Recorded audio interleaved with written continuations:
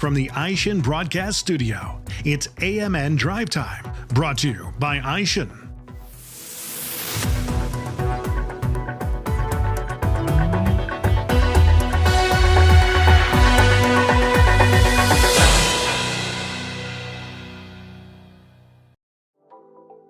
AMN Drive Time is sponsored by Aishin, your trusted and reliable source for aftermarket automotive components and technology.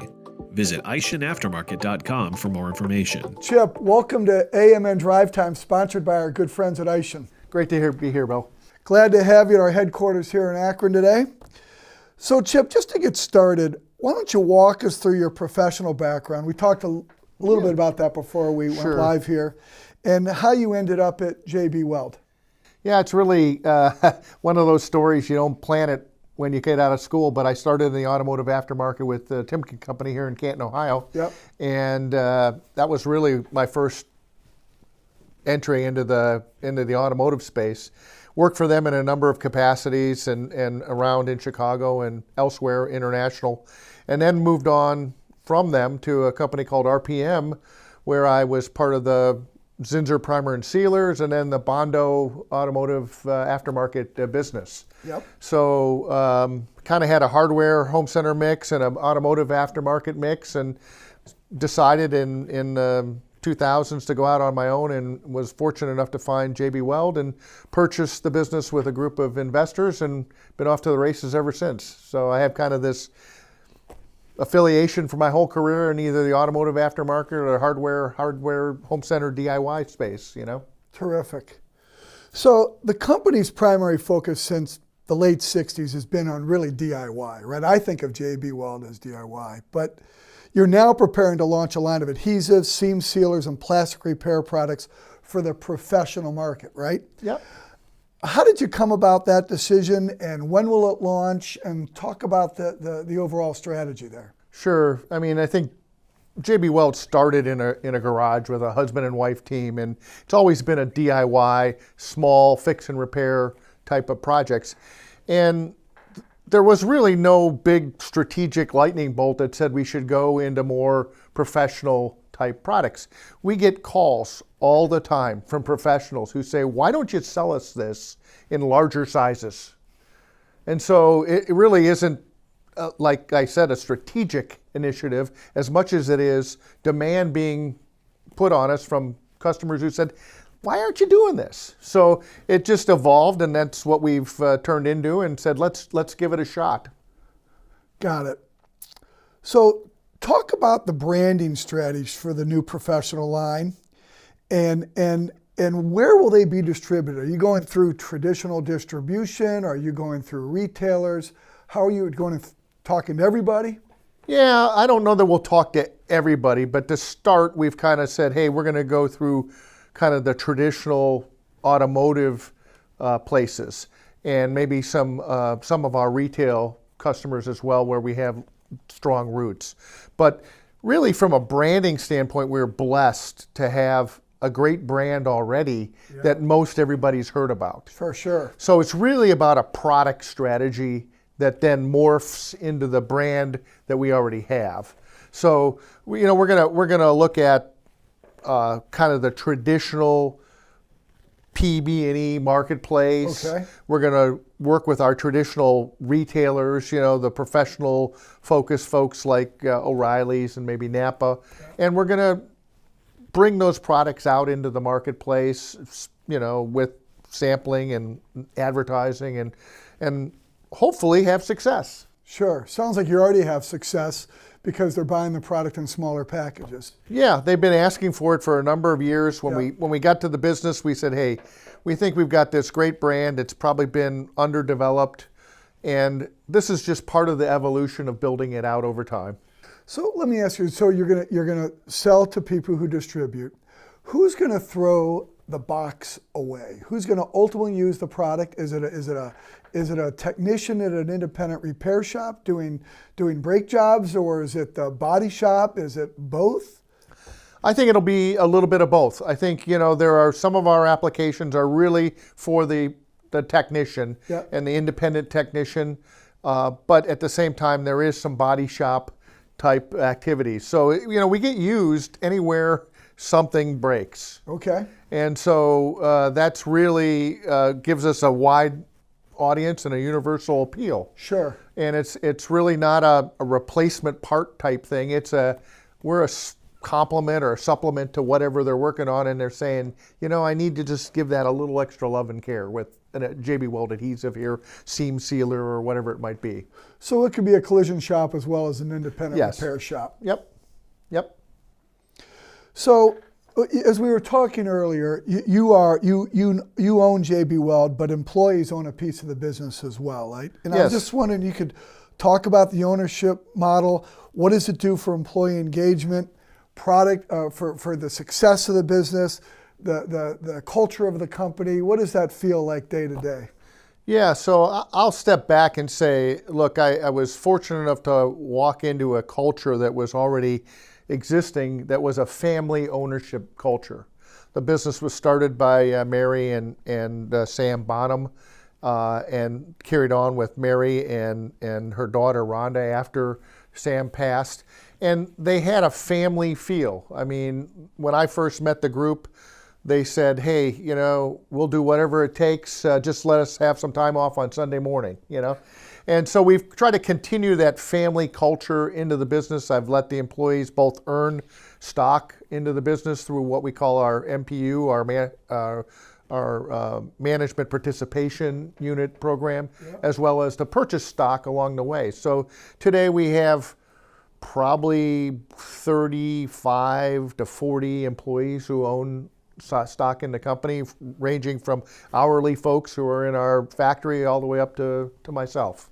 Fantastic. And I think the reason behind it is really simple. When you own something and you can see the results, and we're very transparent about our overall results, you take an interest in it at a higher level. And when you take a higher level interest, you pay more attention and you do more to make it succeed. Yeah. And so it's just a revolving and building on the success of great employees wanting to be involved and wanting to be owners. Yeah. And that's really been our secret to success. And I think it's motivated them. We have a lot of people who say, I just don't see myself wanting to work somewhere else. So to me, it's the way to go. I was a minority owner of the business when we started and have purchased it throughout the 15 years to the point where we as employees control the vast majority of the business today. Yeah. And you mentioned you have a son working in the business. Yes. He's here with you today, and I think you said he was 30 years old? Yeah, he came on board about 7 years ago. He started out in another career in another life and cut his teeth in some other areas, and then said, hey, to me one day, I think I might have an interest in joining you. And I said, well, you're going to have a really difficult time. It's the hardest job in the world to be the son. And you got to deal with me, and then you're going to have to deal with the employees who, some of which think you're there only because of your last name, and the other half maybe don't like you there because of your last name. So if you're up for that challenge, then let's have a discussion, and it's really gone well so far. That's awesome. Proud of him at this stage, and he's done a lot of great things. So I guess kind of a bunch of questions into one. Number one, how's business right now? Number two, what's your outlook? There's so many crazy things going on in the world right now. What's your outlook for maybe over the next 18 months for your business, is maybe for the aftermarket in general? So that would be collision as well as the mechanical repair area. Yeah. So how's business right now? What does it look like moving forward? Well, I would say business is very interesting and challenging at the moment. Every year and every is challenging, but this year has been especially challenging relative to the amount of uncertainty that's been injected. But as I tell our team, really, let's tune out the noise. Let's focus on what we have to do. So I would categorize it as this. Business for us has been good. I won't say great. We've made some great advances at some key accounts. I think overall the macro trends are really the only thing that's holding us back from just having an exceptional year. but I would I think we'll be very happy. We had a much stronger first 5 or now almost 6 months of the first year or this year in our plan than I would have anticipated starting at the beginning of the year. And I'm not sure about the next 6 months, but I'm never really quite sure, you know. So we kind of look at ourselves and say, we want to do twice the growth of whatever the economy is growing from a unit standpoint. And we've been pretty consistent about being able to hit that over a period of time, and maybe in some cases even better than that. But it only comes with a lot of hard work and dedication. You know, the area that we're entering now, we really are novices relative to the understanding of the professional automotive and paint and body market. So for me to say that we're going to have tremendous success there, I can't yet say. We're just starting. Sure. But our core business has done very well. It's been a little weaker on the automotive side than on the hardware home center side. But those two kind of go ebb and flow, and they're kind of like two pistons in our engine right now. Yep. And so I'm optimistic that once we get some of the, and we're not impacted at all really by the tariffs. We have some, but not anywhere that we have to, you know, change our business model over it. But I think once the noise settles down and people understand what the numbers are, then we're going to see increasing and more certainty, and then people come back to the table to purchase. The macro trends for automotive feel pretty good. Age of vehicle, perhaps people not buying as many new cars right now for all the obvious reasons. It feels like the macro aftermarket trends are pretty good right now. Yeah, you know, I've been following those really my whole career, Sure. and we've watched the mileage go up every year, and the cars have been a lot better too. Yeah. So, you know, so that doesn't necessarily mean that they're going to need more replacement, Sure. but it's certainly a trend that's continued. I would say right now, if there's a limiting factor, it would probably just boil back down to the income level that people have had to give up in this inflationary environment that we just came through. Sure. So if we can get people to feeling that they're back to having whatever normal purchasing power is, then I think it'll really help the aftermarket even more. Sure. So Chip, it is a something we do here at DriveTime is we do something called a lightning round. Okay. Kind of a tradition. Now, I'm going to ask you some question, and you're going to give me a quick answer. Okay. Are you ready? I'll do my best. Okay. What was your very first job, and did it teach you anything that you still carry with you today? My very first job was unloading trucks of rolls of carpet for a carpet distributor. And you must have been very strong. I was, or well, I thought I was at that age. And what it taught me was I needed to go to school and get out and not become a carpet carrier for my whole life, because it was hard work. Sweated a lot, but I learned a lot in doing it. It was manual labor, and at that age, it was perfect. My first job was pumping gas in the early 80s. And I'll never forget it. It was a lot of customer service and a lot of dealing with all sorts of people. I never forgot it. Well, that's back when there was no such thing as self-serve in the early 80s. Yeah, I had friends that worked at my buddy's dad's gas station, and so I knew that routine as well. So I just remember showing up and unloading that truck full of carpet, and it was hot and sweaty. Yeah. I know you spent some time in Chicago when you attended University of Chicago Booth School of Business for your MBA, which is a big deal.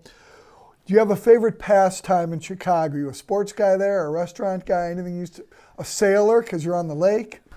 Where did you live in Chicago? I lived both out in the suburbs for a little bit, but actually when I went back to school, I spent the majority of my time right in the city, Sure. Right up on the north side. So I didn't have a National League team at the time, so I became a little bit of a Cubs fan. Okay. So I enjoyed the Cubs games quite a lot, and enjoyed Chicago's really just its culture and food and the whole whole bit being a single guy then. Yeah. And so Chicago was a good experience, and I had a great time there. Part of your professional background includes founding franchise brands. Yeah.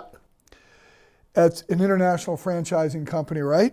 Well, yes, it was more local than More it was more. We never went international, but I had some opportunity to be involved in basically quick service restaurant franchising.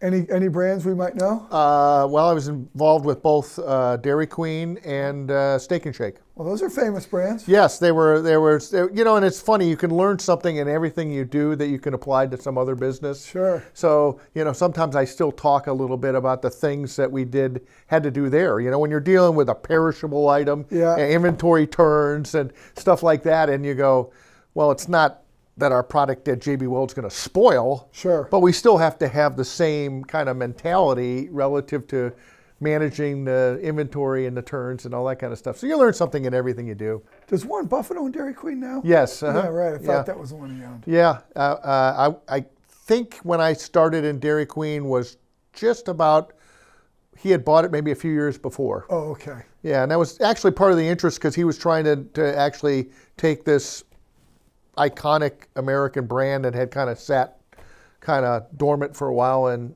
put some life into it. Are you a DIY guy? Yeah. There are certain DIY projects I will not attempt. Okay.